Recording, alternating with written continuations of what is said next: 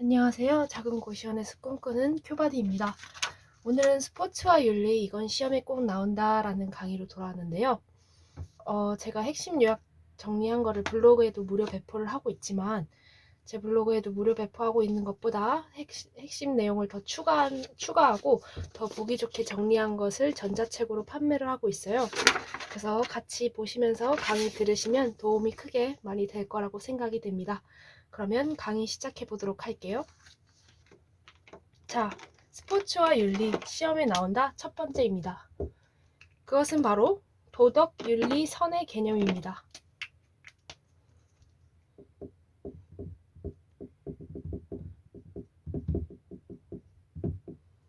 이 도덕, 윤리, 선의 개념을 아셔야 되는데 도덕, 윤리, 선. 도덕은 양심, 심성, 덕행을 말하죠. 그래서 이런 핵심 키워드가 나오면 도덕을 의미하시는 걸 떠올려 주시면 좋겠고요. 도덕 다음에 이 윤리는 무슨 도리이다. 그리고 개인의 특성이라는 의미가 강조되면 윤리를 의미하는 것입니다. 선은 긍정적 평가의 대상이 되는 모든 것이죠.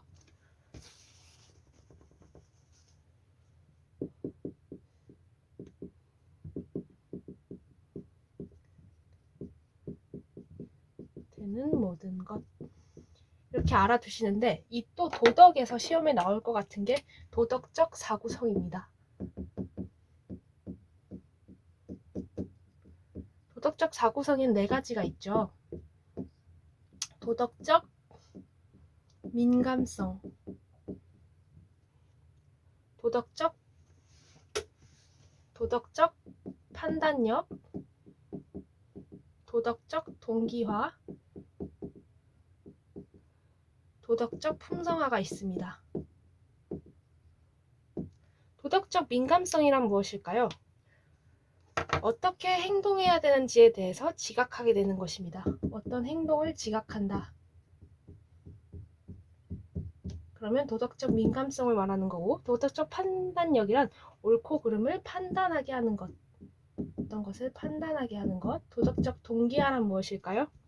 도덕적 가치를 제일 우선시하는 것입니다.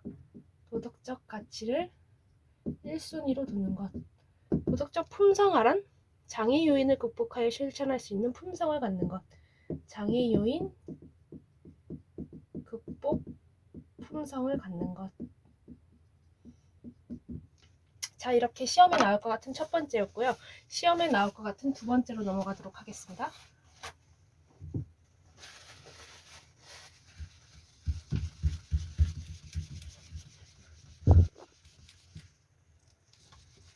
자, 시험에 나온다 두 번째. 사실 판단과 가치 판단입니다.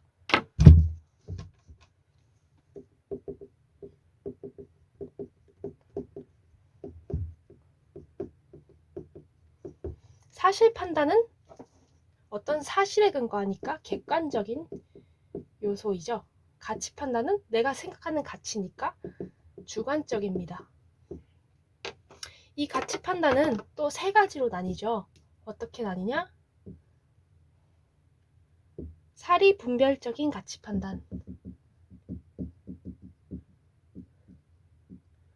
그리고 미적인 가치 판단, 그리고 도덕적인 가치 판단으로 나뉘는데 이 사리 분별적인 가치 판단에 대한 예시는 뭐가 있을까요?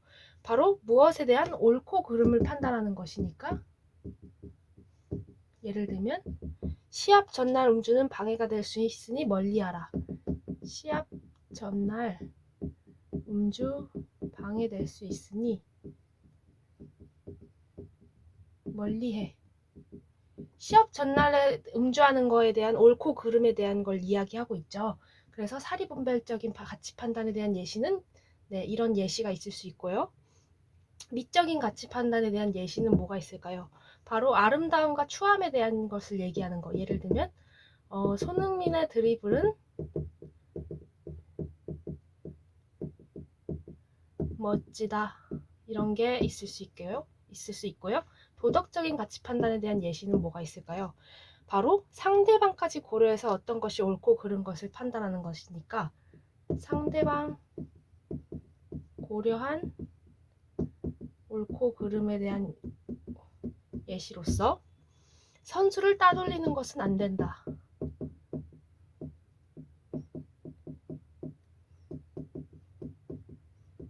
이런 예시가 있을 수 있죠. 상대 선수를 고려한 옳고 그름에 대한 판단이니까 상대 선수를 따돌리는 것은 안 된다라는 것은 도덕적인 가치 판단에 해당합니다. 네, 이게 시험에 나올 것 같은 두 번째였고요. 시험에 나올 것 같은 세 번째로 넘어가도록 할게요.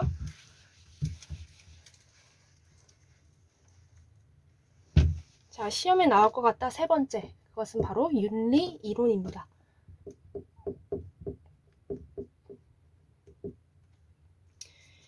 우리가 알아야 될 윤리가 네 가지가 있는데 굉장히 중요합니다. 첫 번째, 목적론적 윤리. 같은 말로 공리주의, 결과론적 윤리라고도 하는데, 이 목적론적 윤리는 옳고 그름을 행위의 결과나 목적 달성 여부로 판단하죠. 행위의 옳고 그름을 by 행위의 결과나 목적 달성 여부로, 이 행위의 결과나 목적 달성 여부로 옳고 그름을 판단하는 것을 목적론적 윤리라고 합니다. 또 중요하게 아셔야 될 특징 중 하나는 행복과 쾌락을 의미하죠. 행복과 쾌락을 의미한다. 근데 여기서 행복은 넓은 의미일 때, 쾌락은 좁은 의미일 때를 말하고, 또 감각적 경험에 대한 신뢰를 토대로 목적의 성취와 일의 효용성을 강조합니다. 이 감각적 경험이라는 말, 감각적 경험을 중요시 여긴다. 그러면 이 목적론적 윤리에 해당합니다. 두 번째 아셔야 되는 게 바로 의무론적 윤리입니다. 자, 옳고 그름을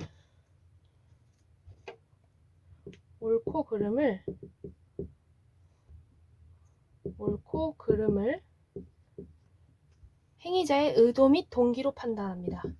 행위자의 의도 및 동기.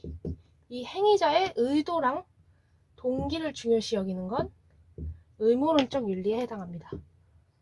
자, 의무론적 윤리에서 또 알아야 될 특징 중 하나는 이 도덕적 원리를 인간이면 마땅히 따라야 된다고 생각합니다. 도덕적 원리는 마땅히 따라야 돼. 지켜야 돼. 그리고 자율적인 도덕 법칙도 자율적인 도덕 법칙에 어긋나는 행위는 그런 행위야. 그러니까 자율적인 도덕 법칙도 따라야 돼 라고 말하고 있고, 또 이성의 보편 타당성을 추구합니다. 이성의 보편 타당성을 추구합니다. 이런 말들이 있으면 의무론적 윤리를 뜻하는데요. 이 의무론적 윤리에서 중요시 알아야 될 사람이 이 칸트라는 사람입니다. 칸트라는 사람은 인간은 이성적 존재자며 행위 그 자체로서 도덕적 가치에 따르는 것이다 라는 정언적 명령을 해요. 칸트는 인간은 이성적이야 이런 걸 주장하고 있으면, 이런 정언적 명령을 주장하고 있는 칸트, 의무론적 윤리라는 거 알아두시고, 덕론적 윤리, 세 번째 덕론적 윤리는 무엇이냐? 옳고 그름을 행위자의 덕에 의해 정해진다고 봅니다. 옳고 그름을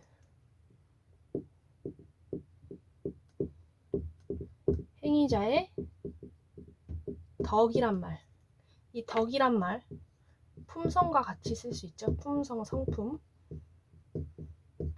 옳고 그름을 행위자의 덕에 의해서 판단할 수 있다라는 것은 덕론적 윤리고요. 덕론적 윤리에서 또 알아두셔야 되는 점이 이 덕론적 윤리의 단점이에요. 얘의 단점. 바로 상대주의의 위험성이 있습니다. 상대주의의 위험성. 보편성 확보가 어렵다는 점을 말하는데, 보편성 확보가 어려워.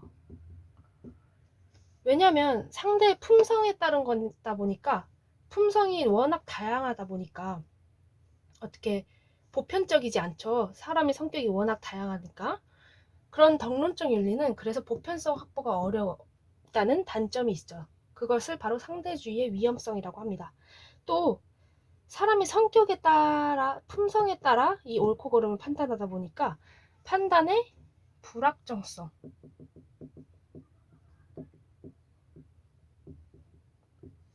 그리고 주관적 요소, 우연적 요소가 작용을 하는 게 이 단점입니다. 그래서 덕론적 윤리의 단점 꼭 알아두시고요. 마지막으로는 배려 윤리가 있습니다. 배려 윤리라 하면 도덕적 판단의 기준을 배려의 측면에서 배려의 측면에서 보는 것인데, 여성의 도덕적 성향을 바탕으로 합니다. 여성의 도덕적 성향을 띈다. 그러면 배려 윤리입니다. 그리고 배려 윤리에서 알아두셔야 할 사람이 바로 이 캐롤 길리건과 넬나 딩스입니다. 넬나 딩스와 캐롤 길리건은 배려 윤리를 주장했다. 자, 이게 시험에 나올 것 같은 세 번째 윤리 이론이었고요. 시험에 나올 것 같은 네 번째로 넘어가도록 하겠습니다.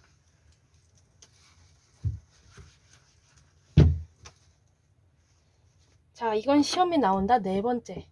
바로 동양 사상의 윤리 체계입니다.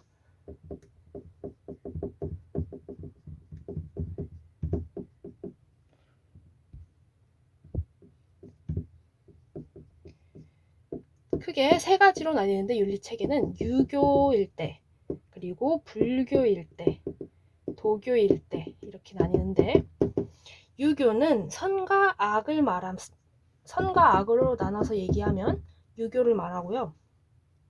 선과 악을 주장하면 유교고요. 불교는 선악을 초월하는 것을 주장합니다. 선악 초월, 선악 주장. 도교는 무의자연설을 주장했습니다. 무의자연설이란 우주의 절대적 존재를 무라고 합니다. 우주의 절대적 존재가 무다. 그러면 무의자연설입니다. 이렇게 유교, 불교, 도교 알아두시고요. 시험에 나올 것 같은 다섯 번째로 넘어가도록 하겠습니다. 시험에 나올 것 같은 다섯 번째는 이 동양 사상의 사상가입니다.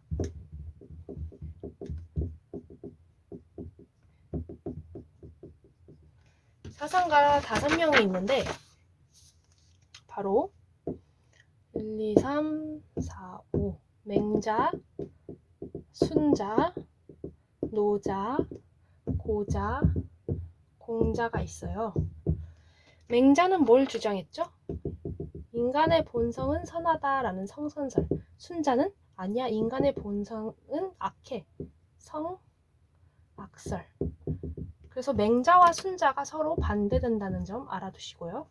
노자는 인간성 회복을 주장했습니다. 고자는 인간의 본성은 선도 악도 아니야 라는 성무선악설을 주장했습니다.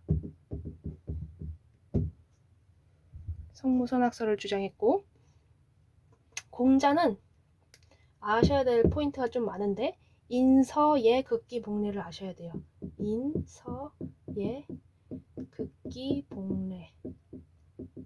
인은 무엇을 뜻하나요? 인은 인간이 지닌 사랑이며 인간다움을 의미하는 건데, 인이 무엇이냐면 인간다움을 의미하는 것인데, 이 인을 실천하기 위해서는 효제충신을 제시했습니다. 이거를 실천하기 위해서는 효제충신 아셔야 되고요. 선은 무엇을 뜻하나요? 내 마음과 같이 한다는 뜻으로 자기가 바라지 않는 일은 남에게도 행하지 말라. 설한 약간 자기가 싫어하는 것은 남에게도 행하지 말라라는 거고요. 예는 사회 질서를 유지하기 위한 규범, 사회 질서 유지 규범을 말하고요. 극기복례란 욕망이나 삿된 마음 등을 자신의 의지력으로 억제하고 예의에 어긋나지 않도록 하는 것. 예의에 어긋나지 않도록 하는 것입니다. 그게 극기복례라는 뜻이고요. 자, 이렇게 맹자, 순자, 노자, 고자, 공자 이 사상가들 알아두시고 시험에 나올 것 같은 6번째로 넘어가도록 하겠습니다.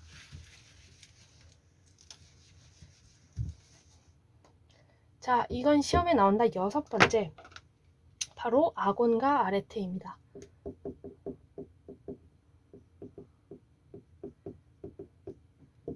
아곤, 아레테의 특징을 알아두셔야 되는데, 아곤은 경쟁과 승리를 추구하죠.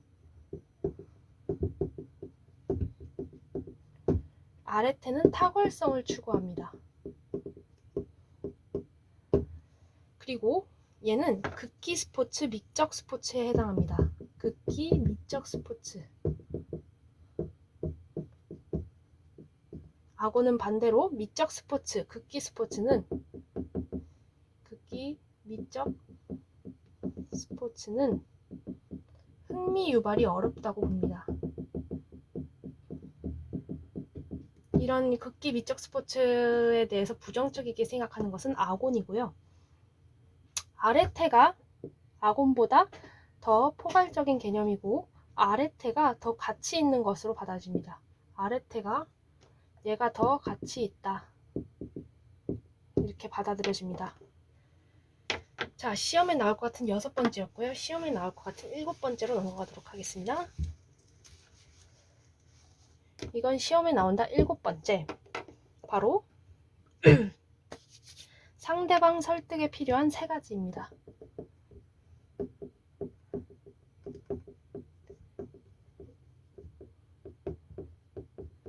바로 아리스토텔레스가 주장했는데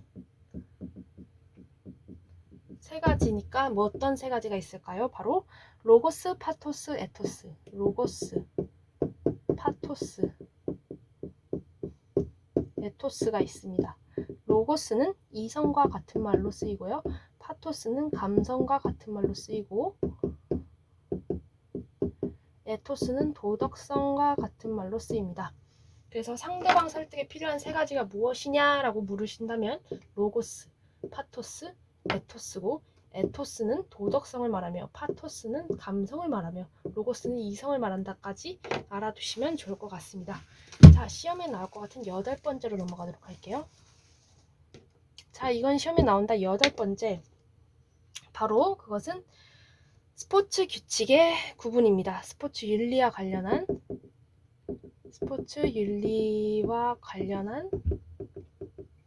스포츠 규칙의 구분. 스포츠 규칙은 크게 4가지로 나뉘죠. 바로 구성적 규칙, 규제적 규칙, 형식주의, 비형식주의 이렇게 나뉘는데 구성적 규칙이라 함은 경기를 진행하는 방법을 말합니다. 경기 진행 방법. 예를 들면 벌칙, 용품, 시간 같은 것들이 있고요. 이것과 관련한 규칙은 바로 구성적 규칙입니다. 규제적 규칙이라는 것은 각 종목의 특성에 따라 적용되는 규칙에 의해 수행되는 개인의 행동 규제입니다. 각 종목의 특성에 따라 적용되는 규칙. 이 규제적 규칙은 예시 알아둬야 될 게 이 규제적 규칙을 위반했을 때 예시를 아셔야 돼요. 위반시. 위반했을 때 예시를 아셔야 되는데, 예를 들면 축구 경기에서 같은 팀끼리 공을 패스하면서 시간을 끄는 행위 있죠. 그런 것들이 바로 규제적 규칙을 위반하는 예시입니다.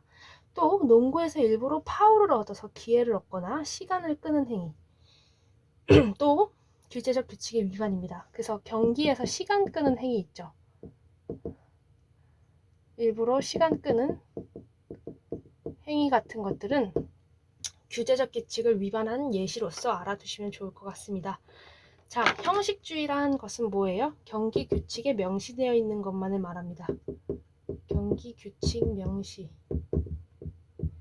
것만. 비형식주의는 규칙뿐만 아니라 관습도 포함합니다. 규칙 그리고 관습까지 포함. 이 관습까지 포함된 것은 비형식주의를 의미합니다. 그래서 스포츠 윤리와 관련한 스포츠 규칙의 구분에서 제일 중요한 걸 뽑으라 하면 이 규제적 규칙을 위반했을 때의 예시를 보고서 이거는 규제적 규칙을 위반한 거구나 아시는 게 제일 중요한 것 같아요. 시험에 나올 것 같은 9번째로 넘어가도록 하겠습니다. 시험에 나온다 9번째, 그것은 바로 인종차별에 관련한 용어인데요. 바로 아파르헤이트입니다. 아파르헤이트가 뭔지 아세요? 아파르헤이트란 인종차별을 뭐하는 입장? 찬성하는 입장으로서 좋지 않은 부정적인 용어이죠. 아파르헤이트 알아두시고요. 인종차별을 찬성하는 입장을 말하는 것은 아파르헤이트.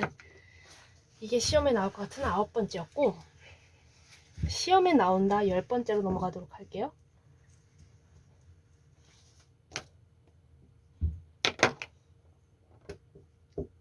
시험에 나온다 10번째, 환경윤리학의 이론입니다.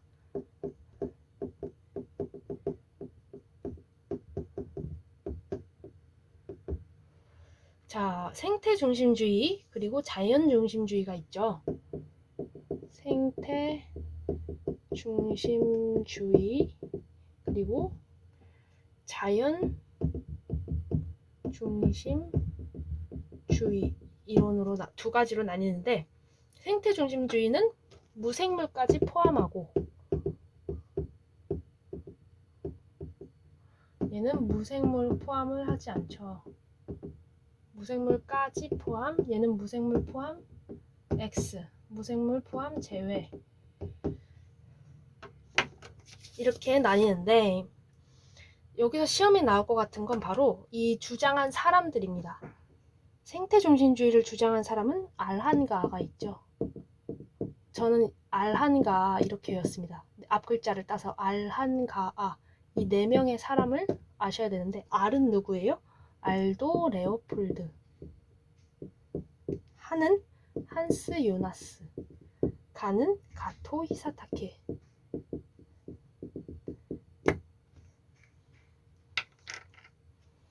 아는 아르네네스. 알도 레오폴드는 뭘 얘기했냐? 이 생태중심주의에서 알도 레오폴드는 뭘 얘기했냐? 자연 전체를 도덕적 고려의 대상으로 보았습니다.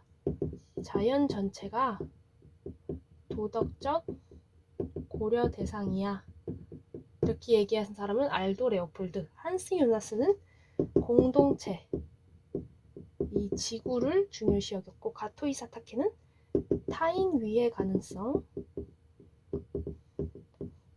세대 간 윤리, 보존의 완전 의무를 주장을 했고, 아르네네스는 뭐예요? 심층 생태주의를 주장했죠.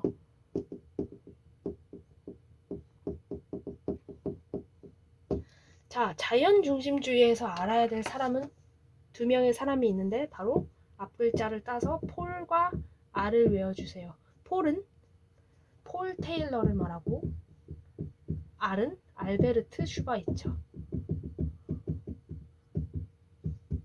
폴 테일러는 뭘 주장했냐? 지구에 존재하는 모든 생명체는 평등한 관계다. 평등한 관계다. 지구 존재 모든 생명체 평등해. 그러면 폴 테일러고요. 알베르트 슈바이처는 뭘 주장했어요? 생명은 그 자체로 선이야. 이렇게 말한 사람은 알베르트 슈바이처입니다. 자, 폴 테일러라는 사람에서 또 알아두셔야 될 게 바로 인간의 4가지 의무를 주장했어요. 폴 테일러는 인간의 4가지 의무를 주장했는데 바로 인간의 4가지 의무도 이거 지우고 시험에 나올 것 같은 11번째로 넘어가도록 할게요. 시험에 나온다 11번째 바로 인간의 4가지 의무입니다.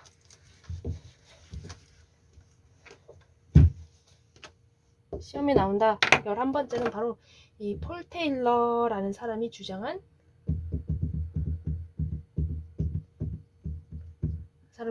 인간의 4가지 의무인데요.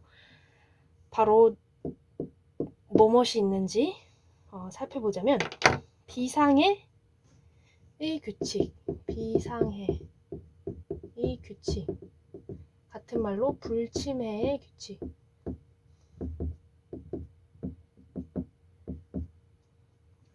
불간섭의 규칙, 신뢰의 규칙, 보상적 정의의 규칙, 이렇게 나뉘는데 비상해의 규칙이란 무엇이냐? 다른 생명체를 해치는 행위를 해서는 안 된다. 이 상해가 상처죠. 상처를 주지 말자. 그러니까 다른 생명체를 해치는 행위 안 된다.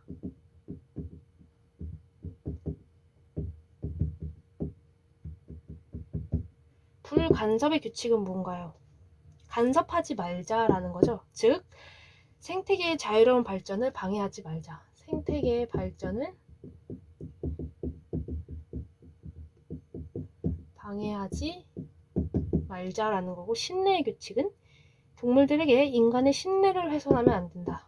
동물들에게 인간의 신뢰를 훼손해선 안 된다. 보상적 정의의 규칙은 공동생활에서의 일반적인 원칙입니다.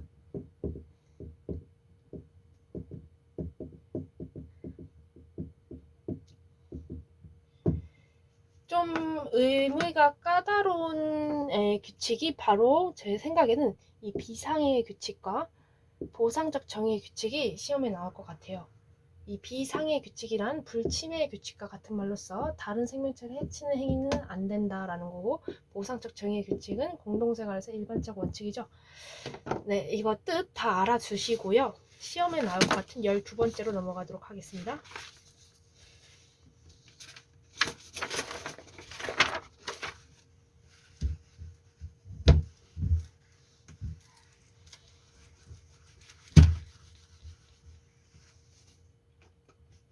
이건 시험에 나온다 12번째. 바로 스포츠와 동물 윤리입니다. 이번엔 동물 윤리이고, 자, 동물 윤리에는 2가지가 있는데 종차별주의 그리고 반종차별주의가 있어요. 서로 반대되는 개념이겠죠? 종차별주의는 같은 말로 인간중심주의입니다. 자, 여기서 아셔야 될 게 또 주장한 사람들이에요. 근데 이 종차별주의를 주장한 사람들은 너무 많아서 반종차별주의를 주장한 사람을 외우고 이게 반대되는 이 반종차별주의를 주장한 사람이 아니면 종차별주의를 주장한 사람이구나 유추하시면 좋을 것 같아요. 그러면 반종차별주의를 주장한 사람은 누가 있느냐? 바로 앞 글자만 따서 저는 피제레 이렇게 외웠는데요. P는 피터 싱어, 제는 제레미 벤담, 레는 레건. 자, 여기서 또 제일 중요한 사람을 뽑으라면 전 피터 싱어라는 사람인 것 같아요. 이 피터 싱어라는 사람은 이익평등 고려 원칙을 주장했습니다.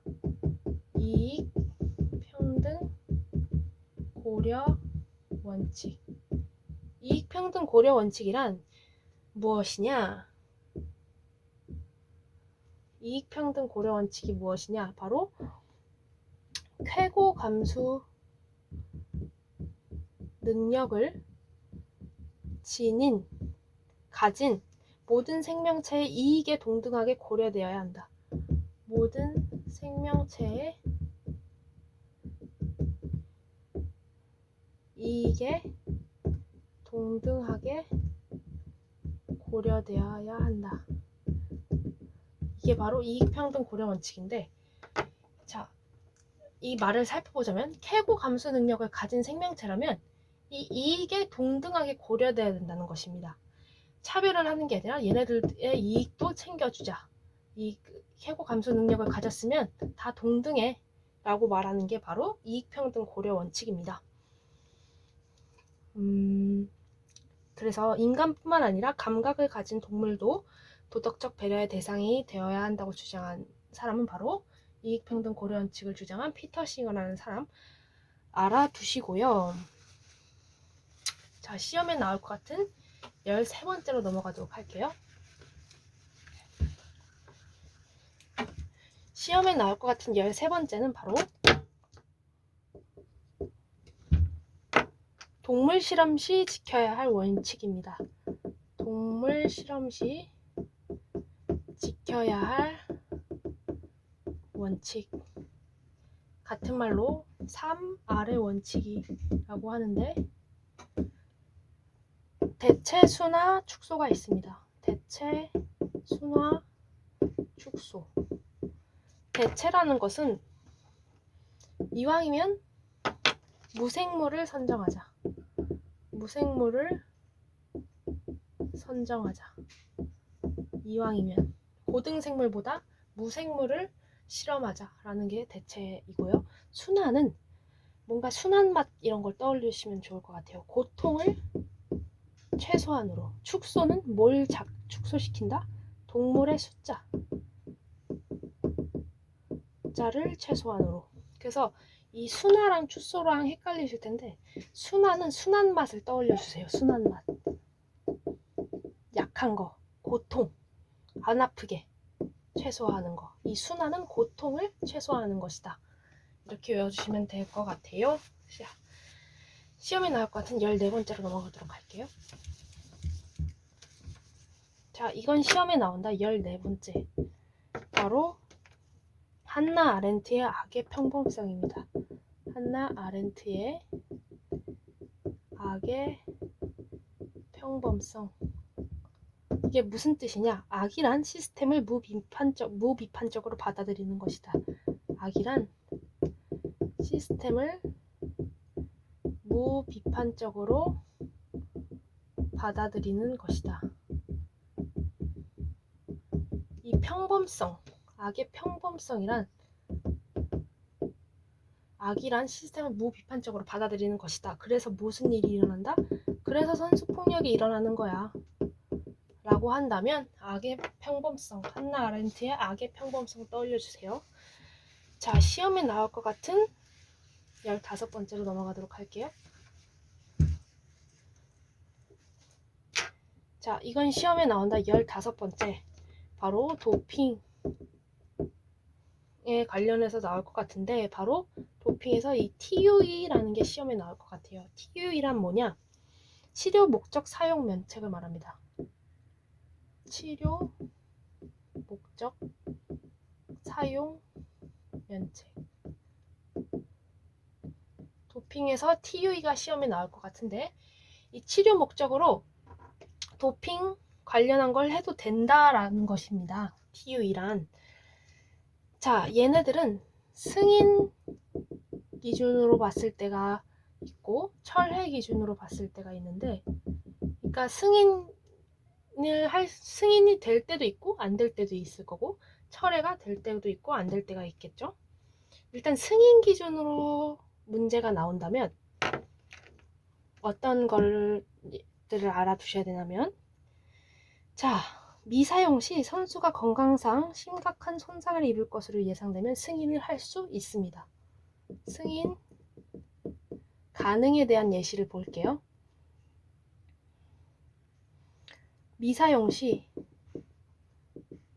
선수의 건강 손상이 예상되면은 승인이 가능합니다. 또 정상 건강 상태로 돌아갔을 때 예상 이상의 추가적인 경기력 향상 효과가 없으면 승인이 가능합니다.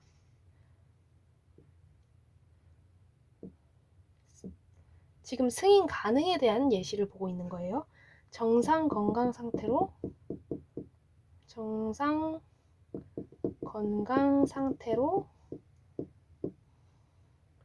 돌아갔을 때 추가적인 경기력 향상이 없으면 승인이 가능합니다. 또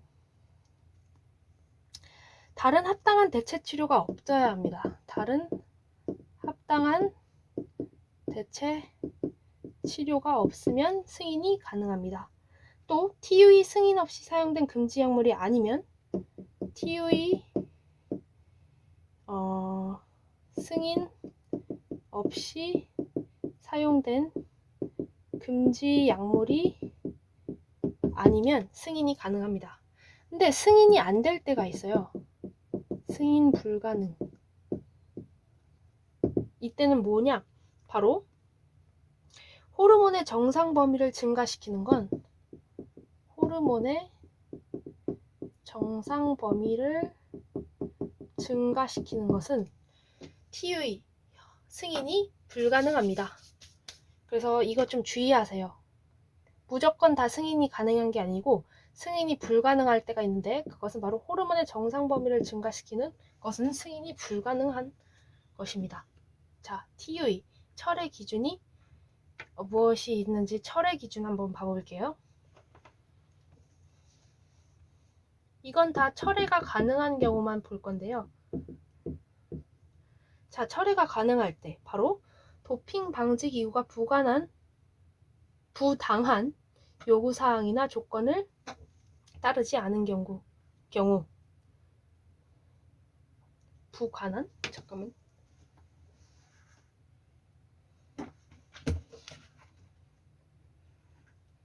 스포츠 윤리학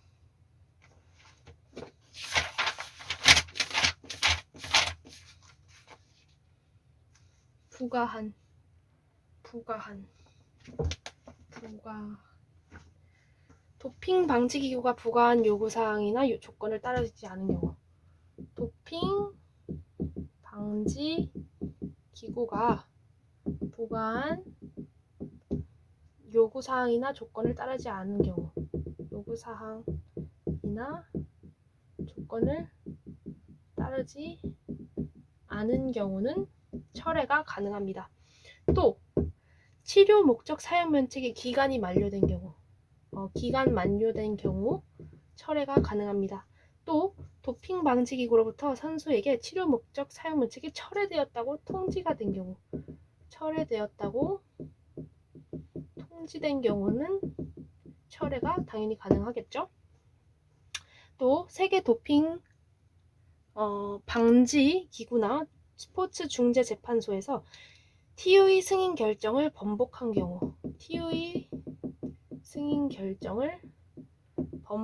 경우도 철회가 가능하겠죠. 상대적으로 철회 기준이 제 입장에서 더 쉬운 것 같은데 이 승인 기준과 철회 기준의 이런 예시들 꼭 알아두시면 좋을 것 같아요. 자, 시험에 나올 것 같은 16번째로 넘어가도록 할게요.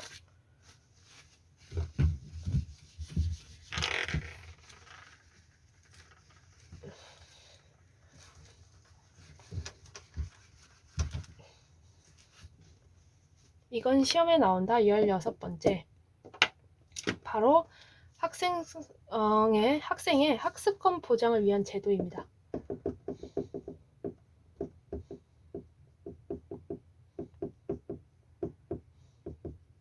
이거는 뭘 떠올려 주시면 쉽냐면 바로 운동은 좀 줄이고 공부를 더 많이 하는 예시들을 떠올려 주시면 좋을 것 같아요. 바로 정규 수와 미수, 운동 시간의 제한, 합숙 기간 축소. 중요합니다. 합숙 기간은 축소되어야지. 합숙하면서 운동시키잖아요. 그런 거를 지양해야 돼요. 공부를 더 많이 하게 하는 게 목적이니까 합숙 기간은 축소. 출전 횟수 제한. 그리고 운동을 방과 후 활동으로 변경.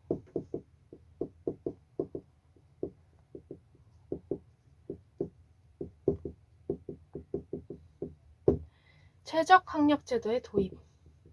최저학력제도 도입. 이런 게 있습니다. 자, 시험에 나올 것 같은 17번째로 넘어가도록 할게요.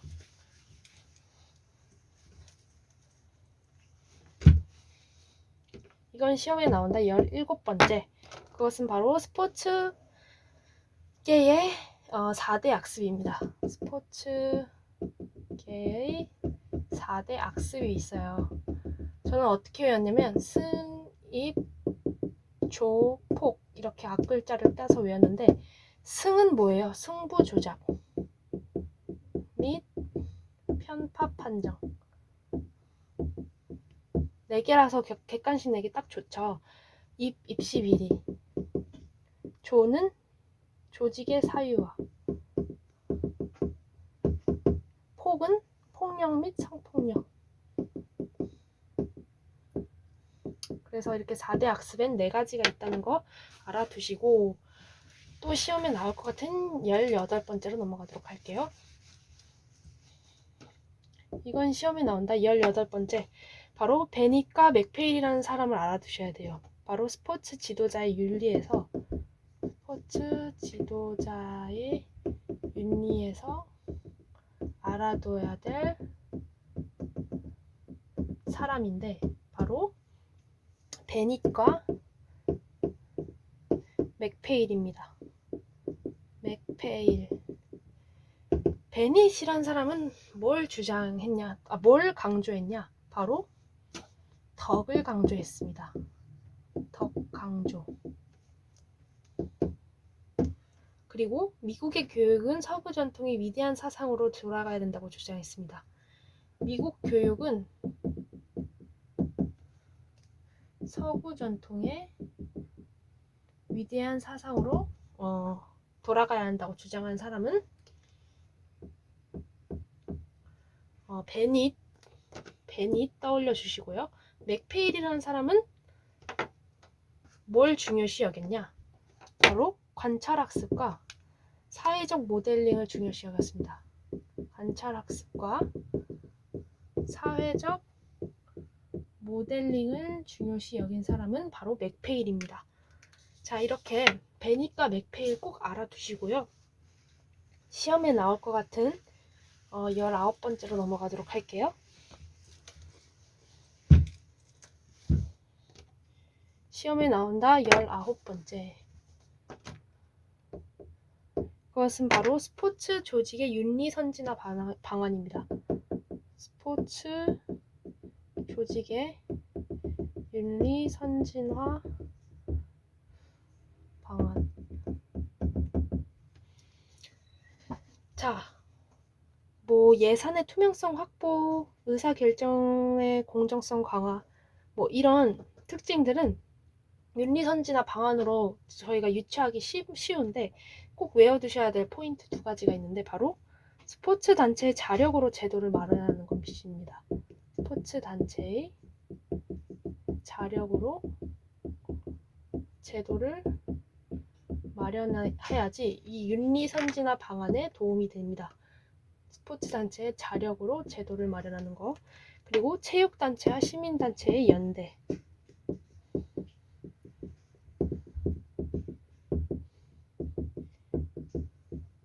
체육단체가 시민단체와 연대를 하는 것도 윤리선진화 방안에 도움이 됩니다.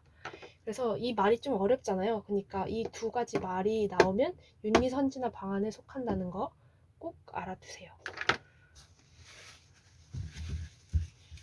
시험에 나올 것 같은 20번째로 넘어가도록 할게요. 바로 윤리와 관련된 원칙과 정의입니다.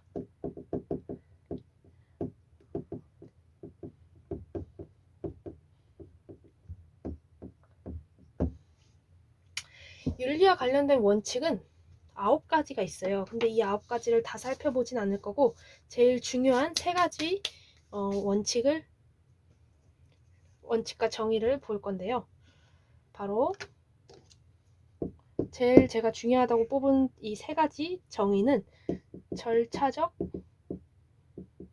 정의, 그리고 평균적 정의, 분배적 정의입니다. 이 절차적 정의라 하면은 공정했는지와 관련된 원칙인데, 공정했어? 이걸 떠올리면 절차적 정의고, 평균적 정의는 균형을 이뤘나? 이걸 떠올려 주시면 좋겠고요. 분배적 정의는 분배하고자 할 때 공정했나? 이거를 떠올려 주시면 될 것 같아요. 이 예시가 되게 중요한데, 자, 절차적 정의에 대한 예시는 바로 시합 전 동전 던지기로 선공 후공 나누는 거. 동전 던지기로 선공 후공 나누는 거. 전후반 진영 교체하는 거.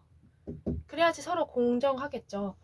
나만 먼저 공격하면 상대방 팀도 먼저 공격하고 싶은데 공정하지 않죠. 그러니까 동전 던지기로 선공과 후공을 나누는 거. 또 전반전만 계속 이 구역에서 공격하는 것보다 내가 이번엔 전반전 여기서 하고 다음에는 너가 여기서 뛰어. 이렇게 하는 게 공정하겠죠. 그래서 절차적 정의는 이런 예시들이 있다라는 거 꼭 알아두시고요. 평균적 정의는 균형을 이루게 하는 것을 의미하는데, 예를 들면 핸드볼에서 양 팀의 동일한 골대 규격.